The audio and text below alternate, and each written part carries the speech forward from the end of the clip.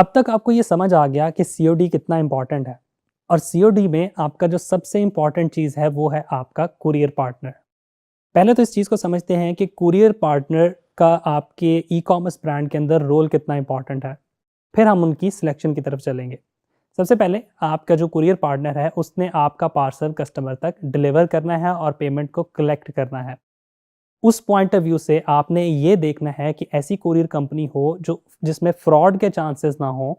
और वो क्योंकि देखें, अगर आपके रोज़ के 100 पार्सल्स जा रहे हैं और 2000 पर parcel on an average COD amount है, तो ज़रा मल्टीप्लाई करके देखें कि 2 लाख रुपए के पार्सल आप एक दिन में भेज रहे हैं और वो 2 लाख के पार्सल्स की आपने जब अमाउंट कलेक्ट करनी है, तो उस पॉइंट ऑफ व्यू से आपने देखना है कि पर डे इतना कैश आपका कुरियर कंपनीज के पास जा रहा है, वो सेफली आप तक पहुंच जाए, उसकी जो डिडक्शन हुई है वो सही तरीके से हो और टाइमली आपको पेमेंट मिले। तो इन चीज़ों को आपने सामने रखते हुए आपने अपनी कुरियर कंपनी को सिलेक्ट करना है।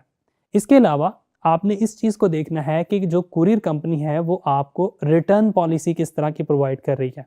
जो प्रोडक्ट कस्टमर रिटर्न कर रहा है वो प्रोडक्ट टाइमली आप तक पहुंच जाएगी, और अगर टाइमली पहुंचेगी तो क्या उसमें वन साइड के कुरियर चार्जेस आपको पड़ेंगे या डुअल साइड के। नॉर्मली जो इस वक्त पाकिस्तान के अंदर कुरियर कंपनीज फैसिलिटी प्रोवाइड करती हैं वो वन साइड के आपसे जो चार्जेस हैं वो लेती हैं, वापस लाने के चार्जेस आपसे नहीं लिए जाते। तो आपने इन सब चीज़ों को ऑब्जर्व करना है। फिर आपने ये देखना है कि जो रिटर्न रेशो है वो क्या होगी। अगर 100 पार्सल गए हैं तो उसमें से कितने वापस आएंगे। ये कैटेगरी टू कैटेगरी वेरी करता है। नॉर्मली कुछ ऐसी कैटेगरीज होती हैं जिनमें रिटर्न रेशो बहुत ज़्यादा होती है।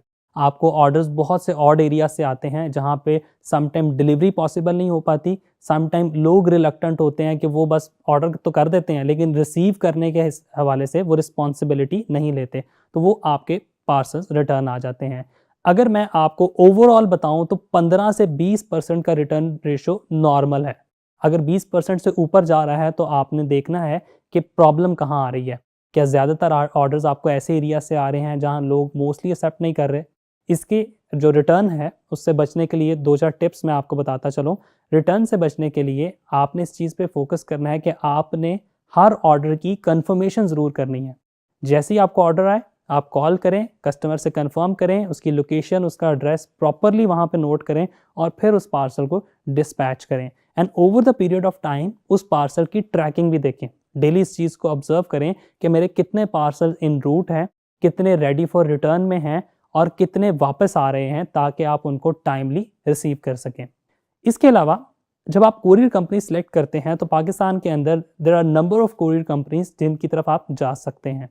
सबसे जो फेमस है वो आपके पास टीसीएस है, उसके अलावा लेपर्ड्स है, फिर पोस्टेक्स आ जाती है, ब्लू एक्स है, ट्रैक्स है, डीएचएल है और भी बहुत, फास्ट एक्स के नाम से है, जूम कुरियर के नाम से है, बहुत सी कुरियर कंपनीज हैं। अब क्वेश्चन ये आता है कि किस कुरियर कंपनी के साथ जाना चाहिए। आई वुड रिकमेंड कि आप जो फेमस 2-3 कंपनीज हैं उनके पास जाएं, उनसे उनकी प्राइसिंग, उनका मॉडल डिस्कस करें, आपको क्या प्राइस चार्ज करते हैं ये चीज़ें डिस्कस करें और फिर उसकी बेस पे डिसीजन करें। आई वुड रिकमेंड कि आप पोस्टेक्स, लेपर्ड्स और टीसीएस तीनों के पास जाएं, तीनों से प्राइसिंग लें और कोशिश करें कि कोई सी 2 कंपनीज को आप ऑन बोर्ड करें। क्योंकि हो सकता है जैसे टीसीएस है, टीसीएस का नेटवर्क बहुत बड़ा है, लेपर्ड का नेटवर्क बहुत बड़ा है, जो ऑड एरियाज हैं, जो गांव देहात हैं, वहां तक आपकी कोई और कुरियर कंपनी नहीं जाती, बट ये 2 कुरियर कंपनीज वहां तक जाती हैं। तो आप अगर 2 कंपनीज को साइमल्टेनियसली लेके चलेंगे तो आपके पास ये ऑप्शन अवेलेबल होगी कि अगर एक कंपनी पोस्ट एक्स डिलीवर नहीं कर रहा तो मैं लेपर्ड से या टीसीएस से उसको भेज दूँ। तो आई वुड सजेस्ट कि आप इन सब टर्म्स को सामने रखते हुए अपनी बेस्ट कुरियर कंपनीज को खुद सेलेक्ट करें। सेकेंडली हम इस चीज़ को देखते हैं कि जो सीओडी अकाउंट है वो आपने किस तरह से ओपन करना है। आप कुरियर कंपनीज के पास चले जाएं और उनको जाके अपनी रिक्वायरमेंट बताएं कि आपके इतने नंबर ऑफ पार्सल्स जा सकते हैं। अगर आप न्यू ब्रांड स्टार्ट कर रहे हैं तो आपने टेंटेटिव बताना है उनको कि मेरे 50 to 60 पर डे जा सकते हैं, 20 to 30 जा सकते हैं। उसकी बेस पे वो आपका अकाउंट ओपन कर देंगे। अब जो आपके सामने वो लिस्ट रखेंगे उसमें सर्टेन चार्जेस हैं, उन चार्जेस को आपने देख लेना है, उसकी बेस पे आपने डिसीजन मेकिंग करनी है। एक फॉर्म वो आपको देंगे, एक स्टैम्प पेपर वो आपसे लेंगे जिसमें आप बताएंगे, उसका जो टेम्पलेट है वो कुरियर कंपनी आपको दे देगी। उस स्टैम्प पे बेसिकली लिखा होगा कि मैं इस बिज़नेस का ऑनर हूँ, ये मेरा आईडी कार्ड नंबर है, इस बिज़नेस की सोल रिस्पॉन्सिबिलिटी मेरी है और मैं TCS के साथ ये कॉन्ट्रैक्ट अपनी मर्जी से कर रहा हूँ। मोर और लेस इस तरह का टेम्पलेट होता है। आप अपने ब्रांड की एक स्टैम्प बनवाएंगे, वो स्टैम्प लगाएंगे, स्टैम्प पेपर को साइन करेंगे, अपने आईडी कार्ड की कॉपी और वो बैंक अकाउंट जिसमें आप पेमेंट्स मंगवाना चाह रहे हैं वो अटैच करेंगे और कुरियर कंपनी के हैंड ओवर कर देंगे। विद इन 2 to 3 डेज आपका अकाउंट ओपन कर दिया जाता है। जैसे ही आपका अकाउंट ओपन होता है आपको एक डैशबोर्ड प्रोवाइड कर देती है कंपनी, जिस डैशबोर्ड के अंदर आप अपने पार्सल्स को बुक भी कर सकते हैं, उसको शॉपिफाई से लिंक भी कर सकते हैं। अभी अपने आप शॉपिफाई स्टोर में जाएं और ऐप्स में जाके लेपर्ड को सर्च करें, TCS को सर्च करें, पोस्टएक्स को सर्च करें। आपको तमाम के तमाम कुरियर कंपनीज की ऐप्स शॉपिफाई और वूकॉमर्स के अंदर मिल जाएंगी। सिंपली 1 क्लिक पे आप अपने डैशबोर्ड को कुरियर कंपनी के जो ऐप है, प्लगइन है, उससे लिंक कर सकते हैं। वंस वो लिंक हो जाएंगी फिर आप अपनी वेबसाइट से भी बुकिंग कर सकते हैं और आप उसके अलावा आप कुरियर कंपनी के पेज पे जाके वहाँ से भी बुकिंग कर सकते हैं। वहीं पे आपको सारी ट्रैकिंग शो होती है, वहीं पे आपके पास सारे के सारे सिस्टम्स आ रहे होते हैं, रिटर्न्स कितनी हैं, पेमेंट्स कितनी की रिसीव हो चुकी है, कितनी की पेमेंट रहती है, ये सारी इन्फॉर्मेशन आपको कुरियर कंपनी के डैशबोर्ड पे देखने को मिल जाएगी। इसके अलावा जब आप कंपनीज के पास अकाउंट ओपन करने जाएं तो मैंने आपको बताया था शुरू में कि बिजनेस अकाउंट आपने ओपन करवाना है और आपने अपना वो बैंक अकाउंट प्रोवाइड करना है जो किसी बिजनेस एंटिटी के अगेंस्ट आपने बनाया हो। शुरू में आप अपने प्राइवेट बैंक अकाउंट से भी स्टार्ट कर सकते हैं, बट जैसे ही आपका बिजनेस स्केल करे, क्योंकि आप टैक्स पे कर रहे हैं, तो अपने बिजनेस को रजिस्टर्ड करवाएं, उसके अगेंस्ट एक बैंक अकाउंट ओपन करें और वो बैंक अकाउंट आप अपने ब्रांड से लिंक करें। इसके अलावा कुरियर चार्जेस पर बात करते हैं। 3 तरह के कुरियर चार्जेस कंपनीज आपसे डिडक्ट करती हैं। नंबर 1 आपके कुरियर चार्जेस हैं, 120 रुपये, 130 रुपये, 150 रुपये, जो भी प्राइस होगी।